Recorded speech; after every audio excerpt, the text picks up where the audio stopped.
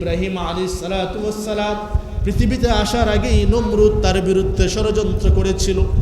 হাজার হাজার শিশুকে হত্যা করেছে, হাজার হাজার মায়ের পেট ছুরি দিয়ে ছিন্ন বিচ্ছিন্ন করেছে, হাজার হাজার গর্ভধারিণী মাকে হত্যা করেছে, হাজার হাজার নারী শিশু কন্যা সন্তান হত্যা করেছে। একমাত্র ইব্রাহিম আলাইহিস সালাতু ওয়াস সালামের আগমনকে ঠেকানোর জন্য।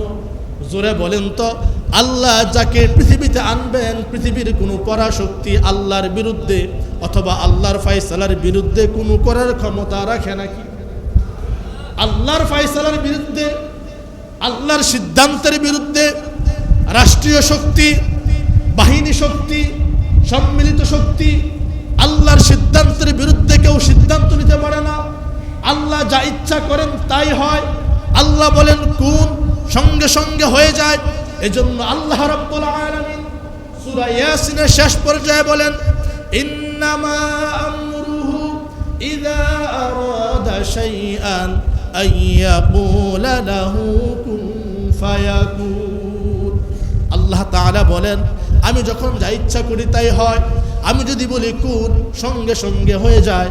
আমি যদি বলি না, সঙ্গে সঙ্গে কিচ্ছু হয় না। পৃথিবীর সমস্ত মানুষ যদি মিলে আমার বিরুদ্ধে ষড়যন্ত্র করে, আমি আল্লাহর কিচ্ছু করতে পারবে না, আমি আল্লাহর কোনো ক্ষতি করতে পারবে না।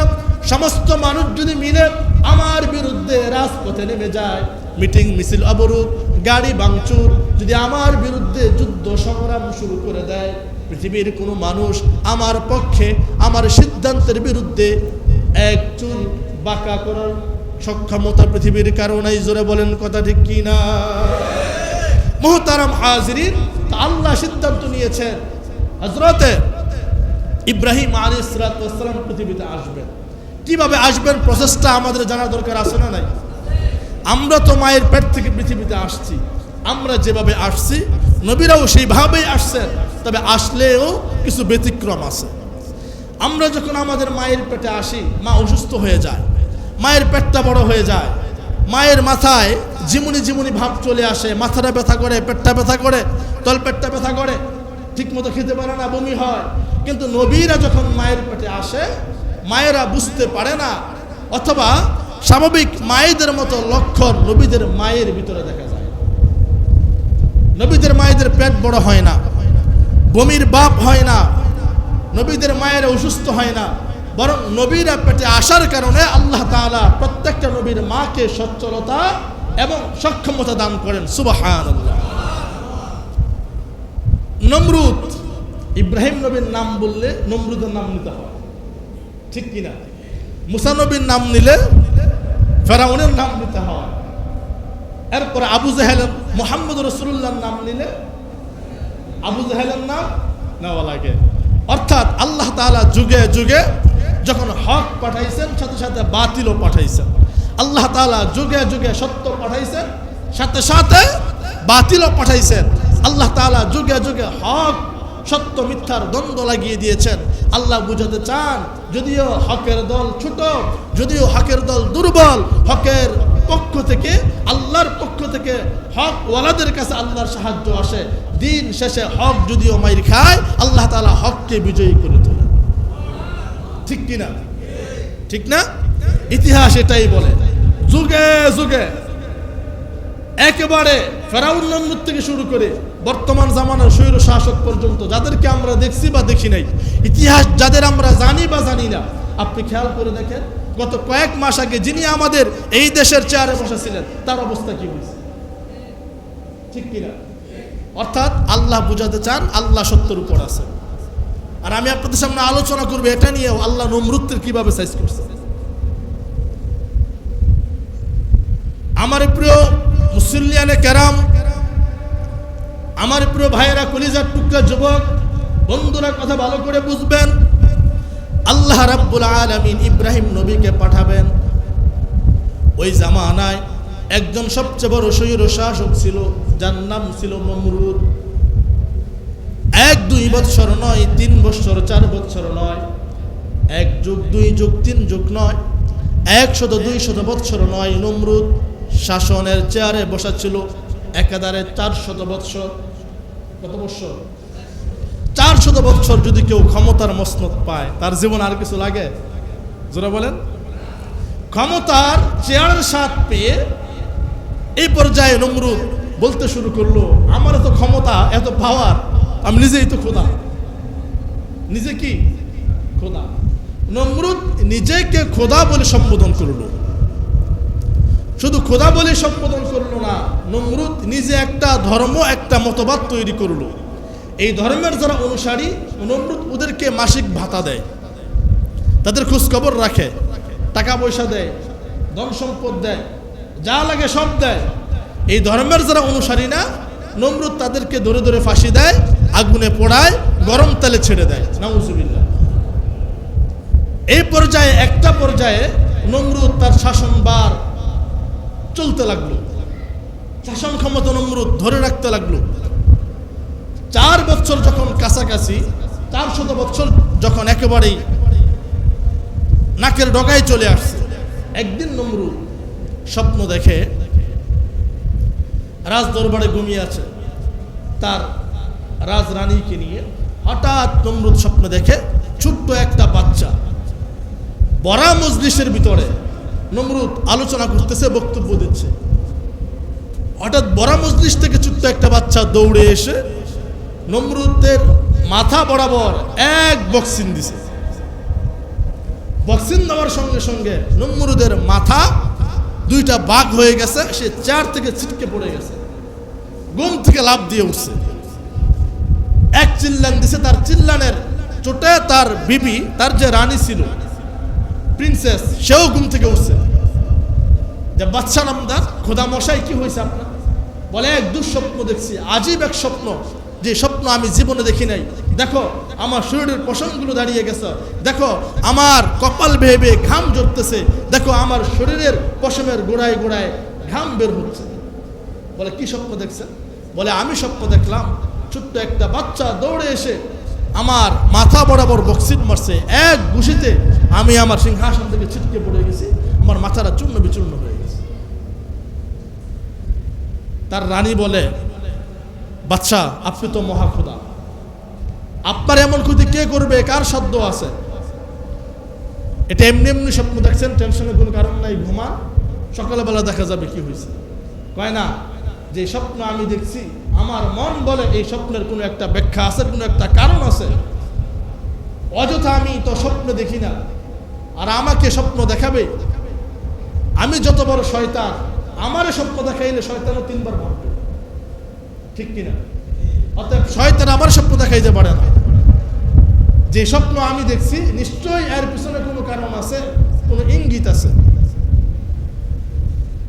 এবার নমরুদের বিবি নমরুদকে পরামর্শ দিচ্ছে, প্রত্যেক দিন সকাল 10টা আপনি আপনার মন্ত্রী পরিষদের বৈঠক শুরু করেন। আজকে আপনি সকালবেলা ঘুম থেকে উঠে 1 ঘন্টা আগে বৈঠক শুরু করবেন। এবার নমরুদ বলে, 1 ঘন্টা আগে আমার বৈঠকে কারা আসবে? কেউ তো আসবে না, টাইম তো 10টা, এখন তো মোবাইলের যুগ নাই যে ফোন দিয়ে বলে দিব। তবে নমরুদের দরবারে একটা সিস্টেম ছিল, একটা কলিং বেল ছিল, ইমার্জেন্সি বেল। অর্থাৎ বিপদ আপদ আসলে ওই রাজদরবারে ইমার্জেন্সি বেল চাপত। ইমার্জেন্সি বেল চাপলে সেনাবাহিনীর প্রধান, নৌবাহিনীর প্রধান, সমস্ত বিভাগীয় প্রধান যারা ছিল তারা দৌড়ে আসতো রাজ্যকে সংরক্ষণ করার জন্য। ইমার্জেন্সি বেল থাকে। তো বিবি পরামর্শ দিল, সকালে 9টা বাজে ঘুম থেকে উঠে আপনি ইমার্জেন্সি বেল টিপ দিবেন। পরের দিন সকালবেলা নমরুদ ঘুম থেকে উঠল। ঘুম থেকে উঠার পরে সকাল 9টা বাজে কলিং বেল টিপ দিল। টিপ দেওয়ার সঙ্গে সঙ্গে মন্ত্রী পরিষদের যারা দায়িত্বে ছিল, কেউ অর্ধেক খাবারে ছিল, রুটি খাচ্ছিল, রুটি রেখেই মন্ত্রী পরিষদের দিছে দৌড়। কেউ বাথরুমে গোসল করতেছিল, গোসল রেখেই দিছে দৌড়। কেউ প্রস্তুতি নিচ্ছে রাজদরবারে যাবে, সালোয়ার অর্ধেক পড়েছে, আর অর্ধেক বাকি। এই অবস্থায় রাজদরবারে দৌড়, কারণ ইমার্জেন্সি বেল পড়েছে। সবাই যখন রাজদরবারে পড়ল, নমরুদ তার সিংহাসনে বসা। নমরুদকে খুবই চিন্তিত লাগলো, পেরেশানিত লাগলো, মাথা দিয়ে ঘাম ঝরতেছে। সবাই নাস্তা খেয়ে আসছে, অনেকেই নাস্তা খাই নাই। নমরুদের টেনশনে নাস্তাও নাই। নমরুদের কয়েক শত বিবি ছিল, এক রাওয়াতে আসছে 3000 বিবি ছিল। সমস্ত বিবিরা পেরেশান, সবাই পিছনের সিরিয়ালে দাঁড়িয়ে আছে। কয় হাজার বিবি? 3000 বিবি। বিবি মানে বউ, কি বউ ছিল 3000। আর তার যে সেবা বা দাসী ছিল, চাকরানি যাদেরকে বলা হয়, সেবা যত্ন করতো, আত্মাও টিপত, এত কয়েক হাজার ছিল, তার কোনো অভাব নেই। তার বৈধ স্ত্রী ছিল 3000। তাফসিরে পাওয়া যায় সবাই সিরিয়ালের পিছনে দাঁড়িয়ে আছে, সবার কপালে চিন্তার ভাঁজ। নমরুদ বলল, এই মুহূর্তে আমার গোটা বাবেল নগরে ইতিহাসে পাওয়া যায়, সেই বাবেল নগরটা হলো ইরাকের বাগদাদের অন্তর্বর্তী নিকটে, একেবারেই খুব নিকটে। অর্থাৎ ইরাকের উত্তরাঞ্চল শহর, যেটাকে আপনার ইনজিল বা তাওরাতের ভাষায় বেবিলন বলা হয়, আর আমরা বলি বাবেল শহর। কি বলি? আমি গুগলে দেখলাম ওই শহরটার নাম হচ্ছে কেলদানি। আরবিতে বলে কেলদানি, ইংরেজিতে বলা হয় ক্যান্ডালিউ। কি বলা হয়? ক্যান্ডালিউ। আর ইব্রাহিম নবীর নাম আসছে কুরআন ইব্রাহিম, আর তাওরাতে আসছে আব্রাহাম, জাবুরেও আসছে আব্রাহাম। আব্রাহাম হচ্ছে হিব্রু ভাষার নাম। কি না? হিব্রু ভাষায় ইব্রাহিম নবীকে কি বলা হয়? আব্রাহাম। কি বলা হয়? আব্রাহাম। আপনি তাওরাতে, জাবুরে, ইনজিলে ইব্রাহিম বলতে কিচ্ছু পাবেন না, যদি সার্চ করেন পাবেন আব্রাহাম। ইব্রাহিম নবীকে তারা আব্রাহাম বলে, আর দাউদ নবীকে তারা ডেভিড বলে। কি বলে? ডেভিড। আর সুলাইমান পয়গম্বরকে তারা বলে সুলেমন। কি বলে? সুলেমন। মুহতারাম হাজরিন, নমরুদকে বলা হয় নমরুদ। কি বলে? নমরুদ। আপনি কোরআনের ভাষা আর হিব্রু ভাষা বা ব্রিটেনদের যেই আঞ্চলিক ভাষা, কোরআনের ভাষার সাথে মিল নাই। কোরআনের ভাষা হচ্ছে জান্নাতের ভাষা, আল্লাহর ভাষা, সহি শুদ্ধ ভাষা। এই জন্য আমরা আব্রাহামকে ইব্রাহিম বলি, নমরুদকে আমরা নমরুদ বলি। কথা বুঝতে পেরেছেন আমার প্রিয় ভাইয়েরা? এবার নমরুদ বলল, গোটা রাষ্ট্র থেকে যত গণক আছে, যত রাহেব আছে, যত পাদ্রী আছে, যত দার্শনিক আছে, যারা গণনা করে আকাশের চাঁদ দেখে, যারা গণনা করে আকাশের তারকাপুঞ্জ দেখে, যারা মাসের খবর রাখে, সপ্তাহের খবর রাখে, যারা আবহাওয়াবিদ আছে, সবাইকে খবর দাও, সবাইকে ডেকে পরামর্শ করে জিজ্ঞেস করো, আমি যে স্বপ্ন দেখছি এই স্বপ্নের ব্যাখ্যা কি? এই স্বপ্নের ব্যাখ্যা কি তাদের কাছে জানো, তাদেরকে জিজ্ঞেস করো। আপনারা কি আমার কথাগুলো শুনতেছেন, বুঝতেছেন? আমার প্রিয় ভাইয়েরা, সবাইকে ডাকা হলো। রাহেব, কাহেব, কাহেন। রাহেব মানে গণক, কাহেন মানে দার্শনিক, যারা চিন্তাবিদ, বুদ্ধিজীবী।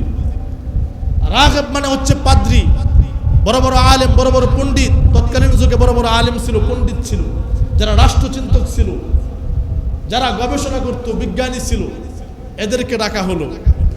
ডাকার পরে বলল যে আজকে রাত্রে আমাদের খোদা নমরুদ বাদশা নামদার, তিনি এই স্বপ্ন দেখছেন, এই স্বপ্নের ব্যাখ্যা কি হতে পারে তোমরা আমাদেরকে জানাও, তোমাদেরকে সময় বেঁধে দিলাম এক বেলা।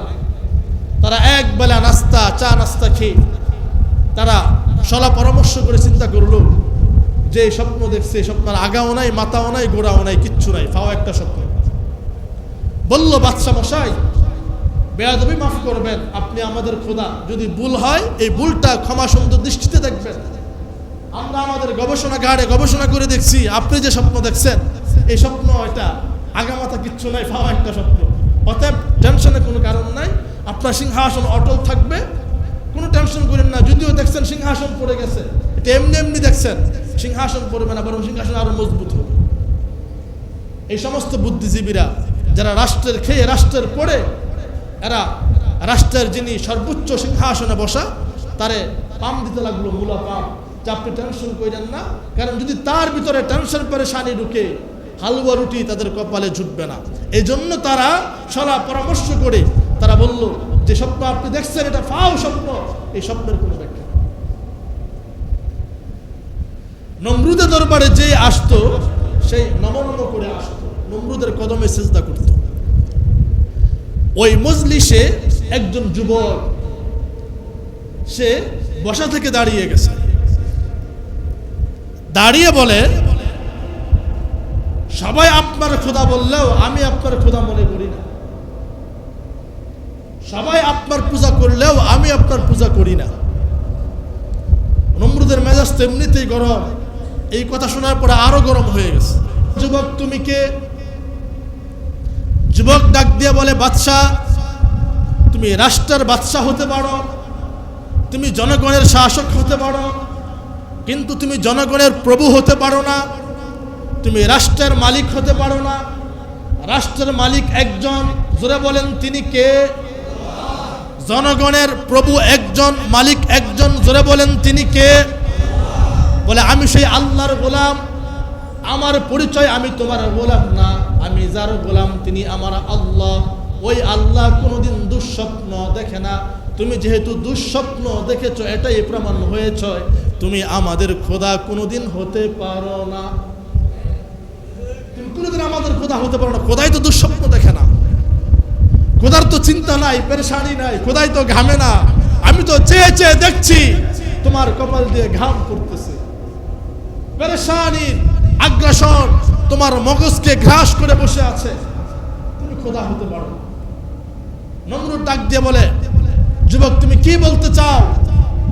এবার যুবক ডাক দিয়ে বলে, যেই সমস্ত রাহেব কাহেব রাষ্ট্রের পাদ্রীগুলো, রাষ্ট্রের আলেম ওলামাগুলো তোমার দরবারে এসেছে, ওরা তোমারটা খায়, তোমারটা পড়ে, এই জন্য ওরা চায় না তোমার সিংহাসন, তোমার এই মসনদ ভেঙ্গে চুরমার হয়ে যাক।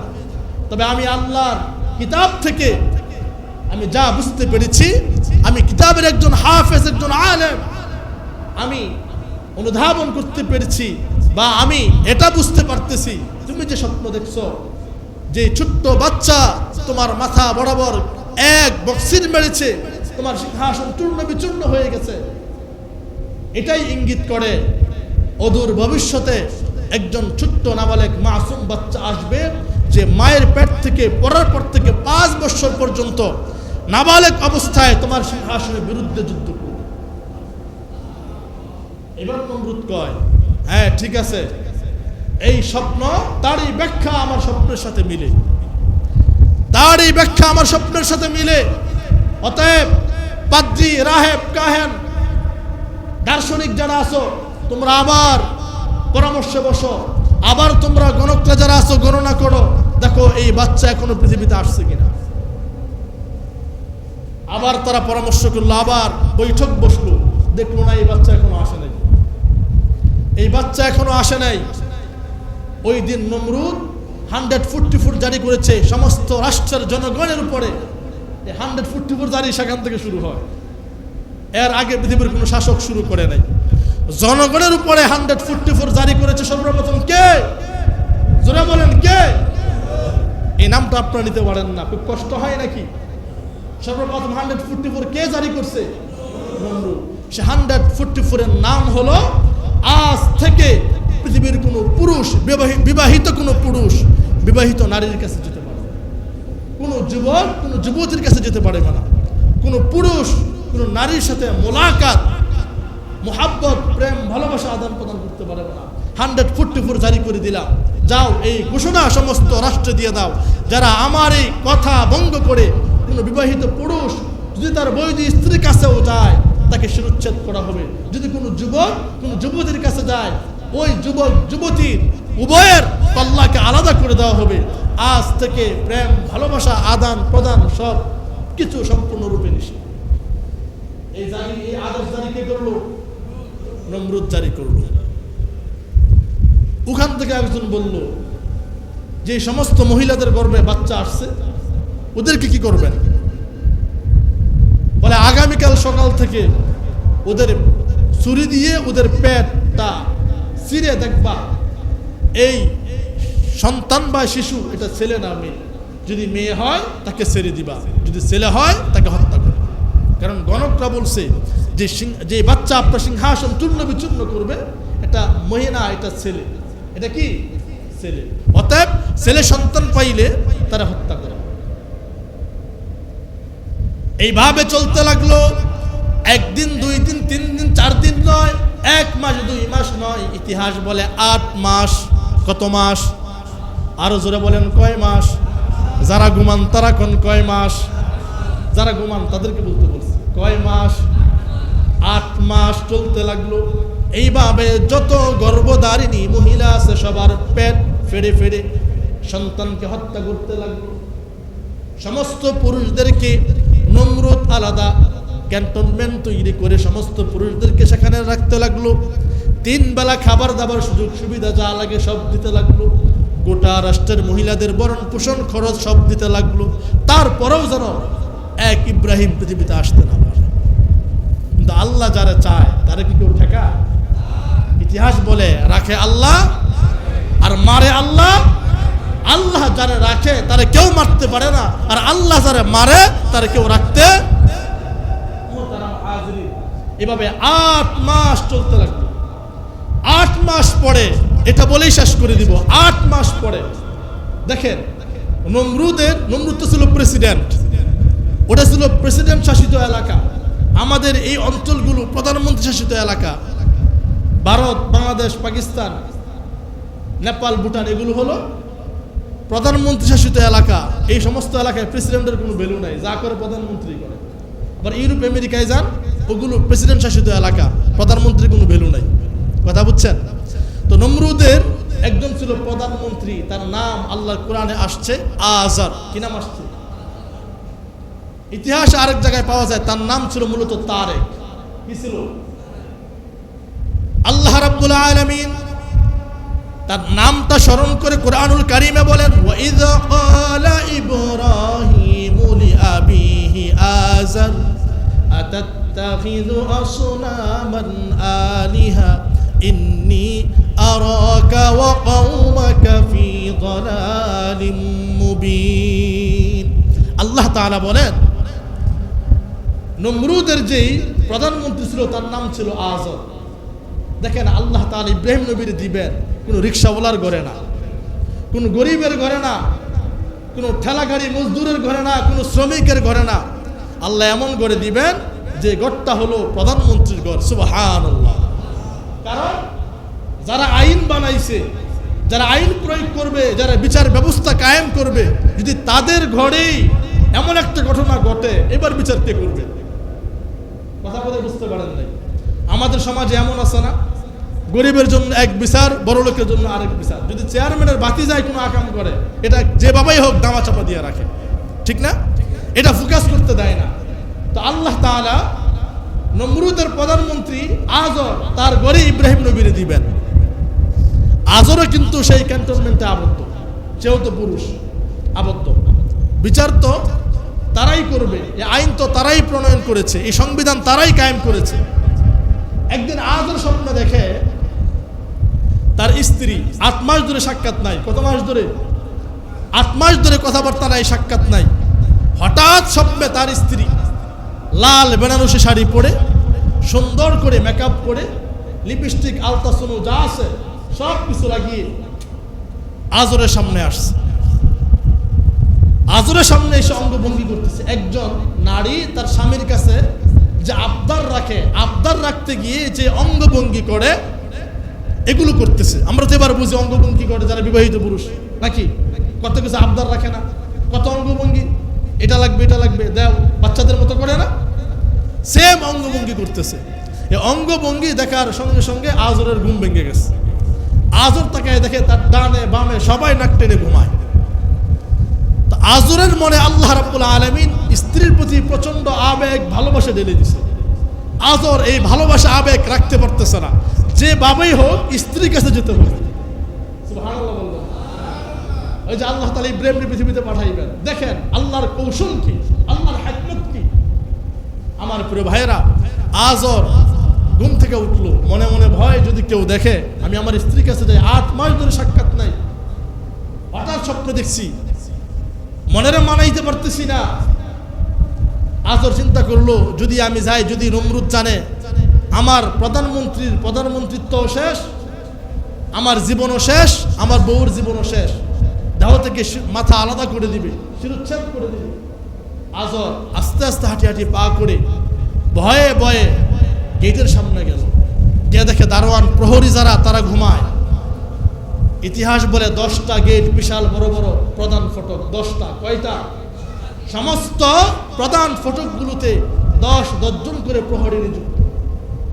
সমস্ত প্রহরীরা ঘুমায় রাতের অন্ধকারে, ঝিঝি পোকায় ডাকে, ঝিম ঝিম শব্দ, কোনো মানুষের আনাগোনা নাই। এবার আজর যেই মাত্র গেটের সামনে গেল, আল্লাহর কুদরতে প্রধান ফটকের দুনো দরওয়াজা খুলে গেছে। আজর গেট যখন অতিক্রম করলো, গেট আগের মতো লেগে গেছে। এইভাবে এক এক করে 10টা ফটক, 10টা ফটকে তালা ঝুলানো, শত শত প্রহরী নিযুক্ত। কেউ খবর পায় নাই, টেরও পায় নাই। আল্লাহর কুদরতে ইব্রাহিম নবীকে পৃথিবীতে আল্লাহ তাআলা আনবেন।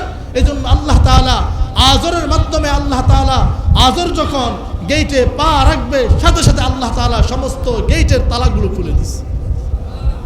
এত আসতে সুবহানাল্লাহ। আপনাদের জাতির পিতা আসবে, আপনারা খুশি না বেজার? খুশি না বেজার? অনেকে তো জাতির পিতারে খুশি করার জন্য আধা কিলোমিটার 1 কিলোমিটার নৌকা বানাইছে। সে রাজশাহী থেকে ঢাকা নৌকা ঠেলে ঠেলে নিয়ে আসছে, তাই না? জাতির পিতার কন্যারে খুশি রাখবে। আর আপনার আমার জাতির পিতা ইব্রাহিম আলাইহিস সালাতু ওয়াস সালাম পৃথিবীতে আসবেন, খুশি না বেজার? তো জোরে কন্যা সুবহানাল্লাহ। 10টা গেট অতিক্রম করে আল্লাহ রাব্বুল আলামিনের কুদরতি ভাবে আজর তার স্ত্রীর কাছে গেছে। ঘরে গিয়ে যেই মাত্র টোকা দিছে, সঙ্গে সঙ্গে আজরের স্ত্রী লাফ দিয়ে গেট খুলে দিছে। আজর তো অবাক, কি তুমি ঘুমাও নাই? বলে ঘুমাবো কেমনে? এই মাত্র স্বপ্নে দেখলাম তুমি আমার কাছে আসছো, এসে আমাকে বলতেছো প্রাণের প্রিয়তম স্ত্রী 8 মাস ধরে তোমাকে দেখি না, এই মনকে মানাইতে পারতেছি না, তোমাকে দেখার জন্য ছটফট ছটফট করতেছি। তুমি আমাকে স্পর্শ করেছো, আমি তোমার স্পর্শ অনুভব করতেছি। আমি ডান দিক থেকে বাম কাত হয়েছি, হয়ে দেখি তুমি নাই, আমার ঘুম ভেঙে গেছে। তোমাকে পাওয়ার জন্য আমার মন বেকুল হয়ে পড়ে আছে। দেখছেন আল্লাহর কি কৌশল? এদিক দিয়ে আল্লাহ তাআলা আজররে স্বপ্ন দেখাইছে স্ত্রীকে, আর স্ত্রীকে স্বপ্ন দেখাইছে আজর। আল্লাহ দোনোজনকে সজাগ করে দিছে। তাম পৃথিবীর মানুষ ঘুমাচ্ছে, আল্লাহ স্বপ্নের মাধ্যমে উভয়জনকে কি করে দিছে? সজাগ করে দিছে, আর সবাই ঘুমাচ্ছে। স্বামী স্ত্রীর মিলন হলো, আদান প্রদান হলো, প্রেম ভালোবাসার বিনিময় হলো, স্বামী স্ত্রী যা হয় তা হলো।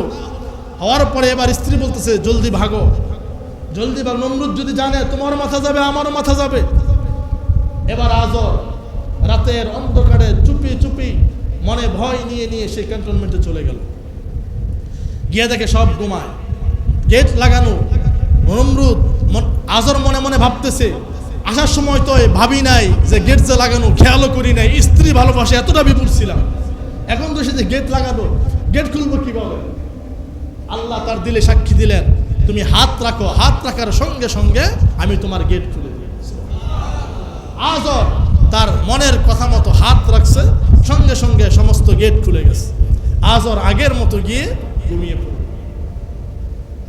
মুহতারাম হাজিরিন, আল্লাহ তাআলা ইব্রাহিম নবীকে আজরের গর্ভে দিয়ে দিয়েছেন। সুবহানাল্লাহ বলবেন। হযরত ইব্রাহিম আলাইহিস সালাম পৃথিবীতে চলে আসছেন। এতটুকুই মনে রাখেন, যদি আল্লাহ হায়াতে বাঁচায় রাখে, আগামী জুমাতে ইব্রাহিম নবী পৃথিবীতে আসছেন বলতে মায়ের পেটে আসছেন, এখনো আলো বাতাস দেখেন নাই, এটা মনে রাখেন।